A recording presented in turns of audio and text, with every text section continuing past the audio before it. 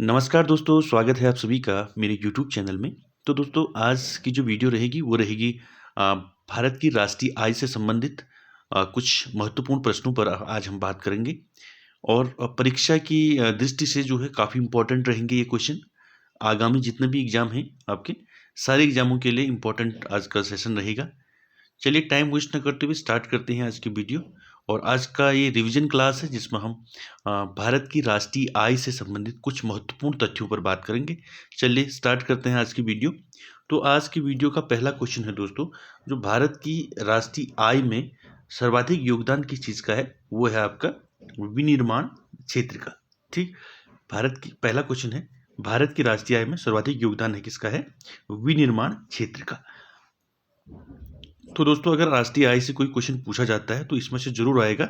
आप जो है इन क्वेश्चनों को जो है रट लें, इनके ऑप्शन रट लें, आएगा जरूर इनमें से। ठीक है, आगे चलते हैं। अगला क्वेश्चन रहेगा आपका क्वेश्चन नंबर 2।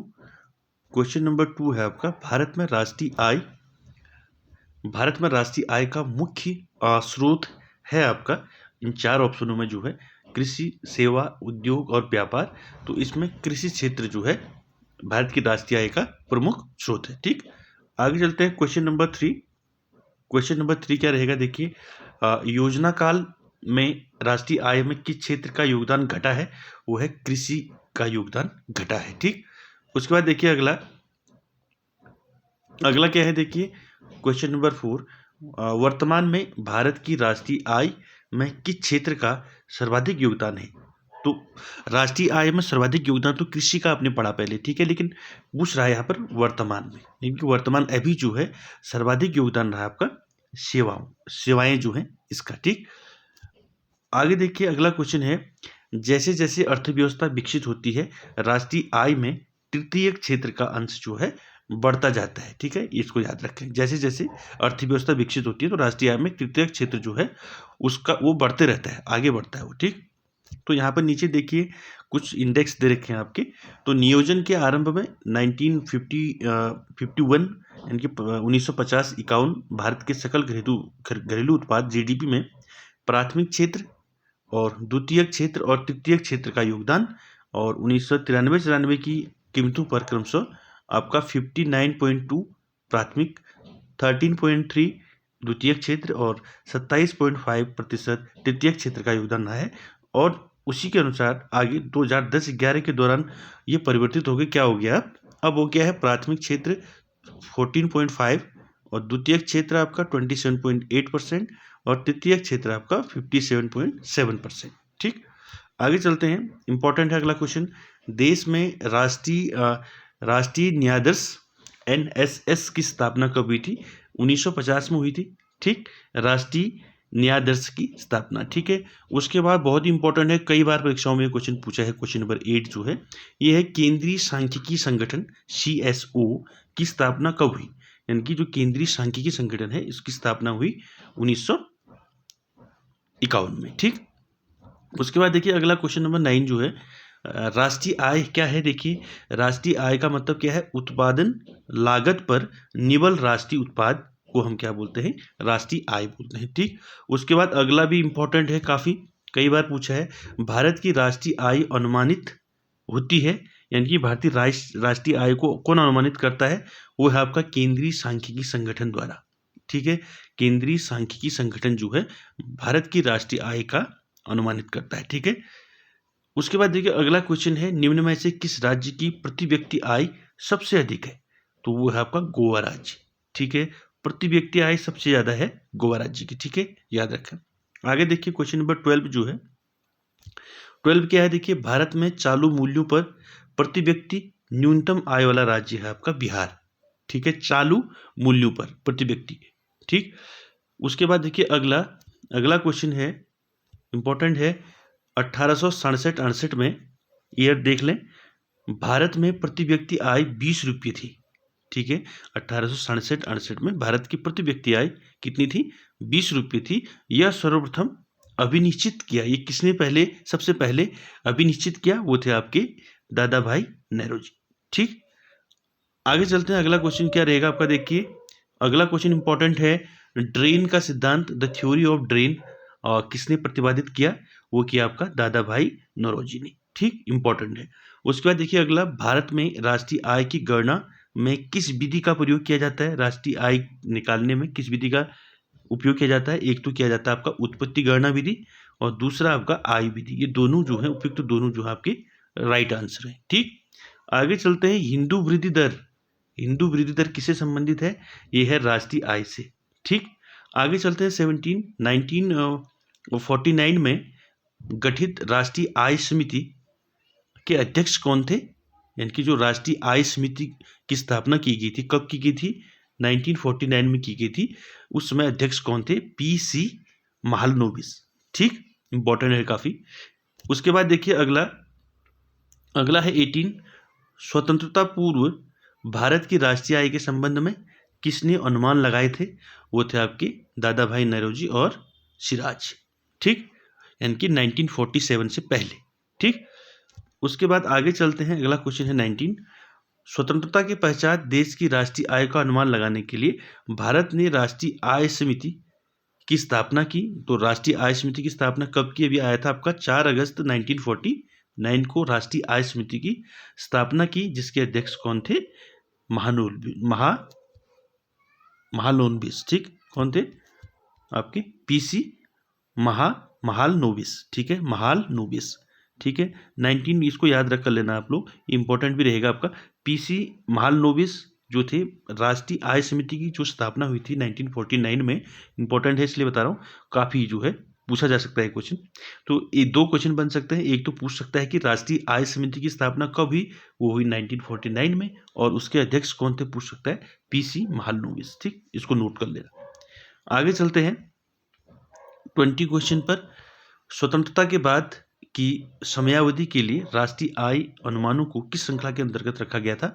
वो था आपका इनमें से सभी, परंपरागत श्रृंखला, नवीन श्रृंखला और पुनरीक्षित श्रृंखला, तीनों में रखा गया था। ठीक, आगे चलते हैं। भारत पर राष्ट्रीय आय की गणना किस आधार पर की जाती है?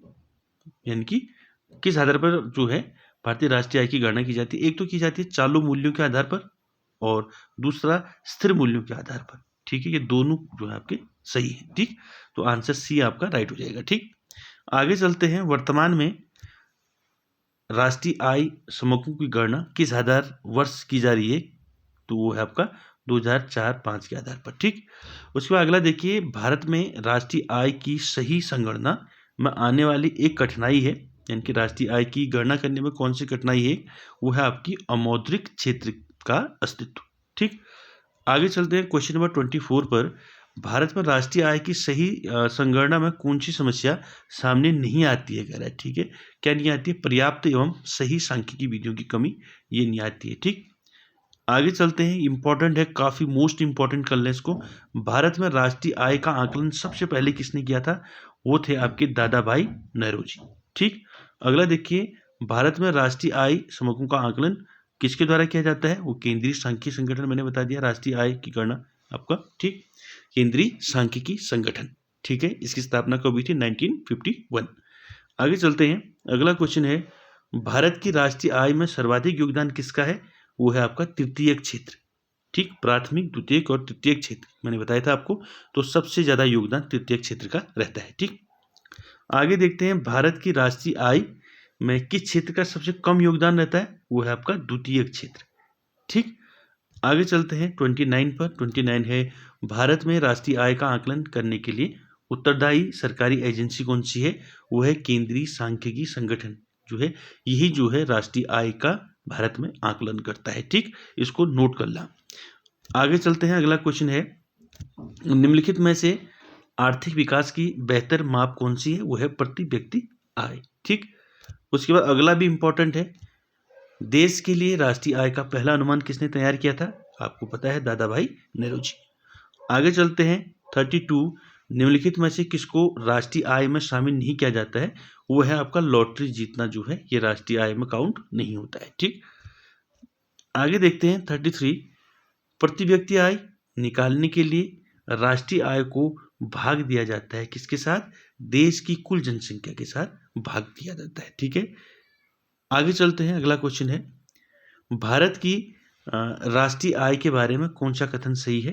तो इसमें ऑप्शन डी आपका सही है। संयुक्त रूप से कृषि और उद्योग की अपेक्षा सेवाओं का प्रतिशत हिस्सा अधिक है। ठीक, आगे चलते हैं 35 पर।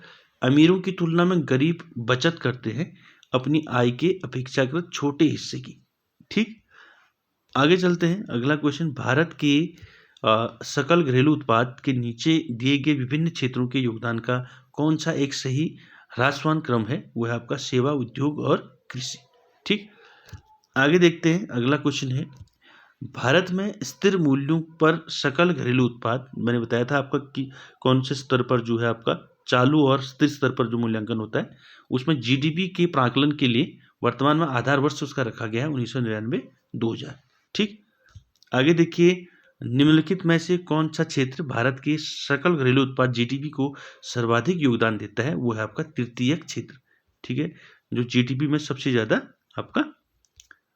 योगदान करता है। ठीक, आगे चलते हैं सकल घरेलू उत्पाद जीडीपी के बारे में निम्नलिखित कथनों का विचार करना है। ठीक, इसमें देखिए यह एक वर्ष में एक देश की सीमाओं के अंदर बनी सभी वस्तुओं एवं दी गई सेवाओं का बाजार मूल्य है। ठीक, यह एक अनुबंध समय अवधि में देश के अंदर उत्पादित समस्त अत्यंत वस्तुओं सेवाओं के लिए कुल व्ययों के बराबर है। ये आपका निम्न में से आपका जो है ऑप्शन ए आपका क्या है? सही है। ठीक, यानी कि आपका एक वर्ष में एक देश की सीमाओं के अंदर बनी सभी वस्तुओं एवं दी गई सेवाओं का बाजार मूल्य। ठीक, आगे चलते हैं क्वेश्चन नंबर 40 पर। मूल्य ह्रास किसके बराबर होता है? इंपॉर्टेंट है। मूल्य ह्रास किसके बराबर होता है?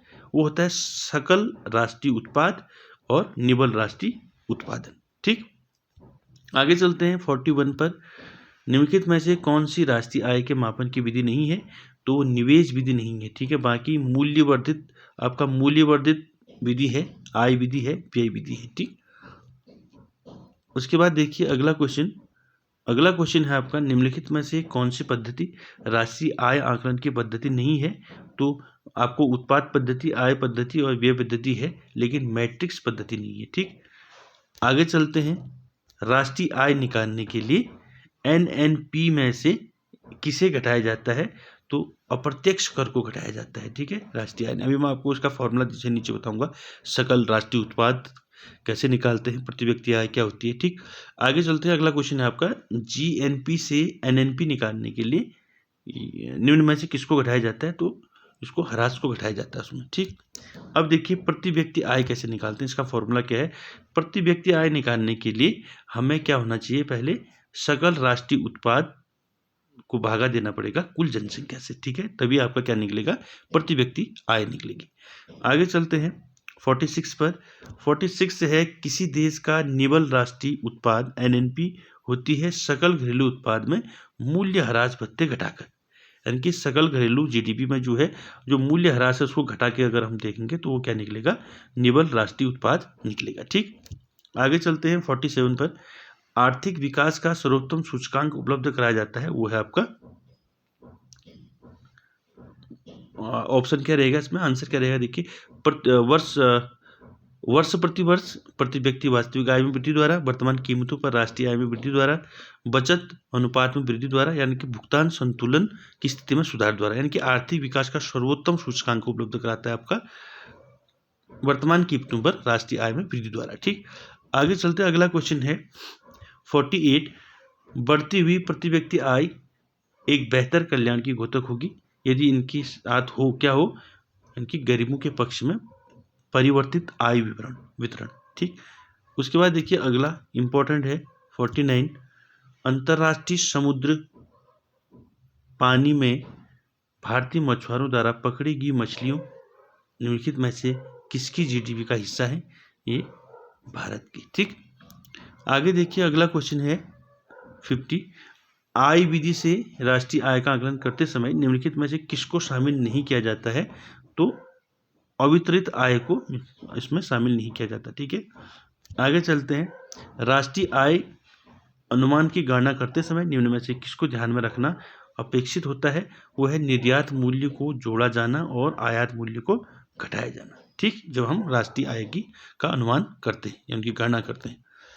52 देखिए सकल घरेलू उत्पाद जीडीपी आपका जो है इसका मुद्रा मूल्य है 1 वर्ष में उत्पादित सभी अंतिम वस्तुओं और सेवाओं का। ठीक, उसके बाद देखिए अगला, किसी राष्ट्र की राष्ट्रीय आय होती है उत्पादन कार्यों का योगफल जो है राष्ट्र की क्या होती है, राष्ट्रीय आय होती है। ठीक, अगला देखिए, व्यय विधि के माध्यम से जब हम जीएनपी की गणना करते हैं तो क्या शामिल नहीं किया जाता है इसमें, मूल्यह्रास व्यय शामिल नहीं किया जाता। ठीक है, आगे देखिए, निम्न में से किस क्षेत्र से भारत में सकल राष्ट्रीय उत्पादन की जीडीपी का सबसे बड़ा भाग प्राप्त होता है, वो है सेवा क्षेत्र से। इंपॉर्टेंट है, ठीक है, यानी कि भारत में सकल राष्ट्रीय उत्पाद जो जीडीपी हम की गणना करते हैं तो सबसे ज़्यादा योगदान उसमें सेवा क्षेत्र का रहता है। ठीक, आगे चलते हैं। तो ये थे दोस्तों आपके 55 क्वेश्चन आपकी भारत की राष्ट्रीय आय से संबंधित, काफ़ी इंपॉर्टेंट रहेंगे और जो इंपॉर्टेंट क्वेश्चन है उनको मैंने आपको बता दिया कि कौन कौन क्वेश्चन इसमें इंपॉर्टेंट है। वैसे सारे क्वेश्चन इंपॉर्टेंट रहेंगे आपके, क्योंकि एग्जाम में जो है कोई भी क्वेश्चन पूछा जा सकता है, इसलिए आप जो है इसे एक बार अच्छे से देख लें और वीडियो अच्छा लगे तो लाइक शेयर कमेंट सब्सक्राइब जरूर करें। Thank you very much.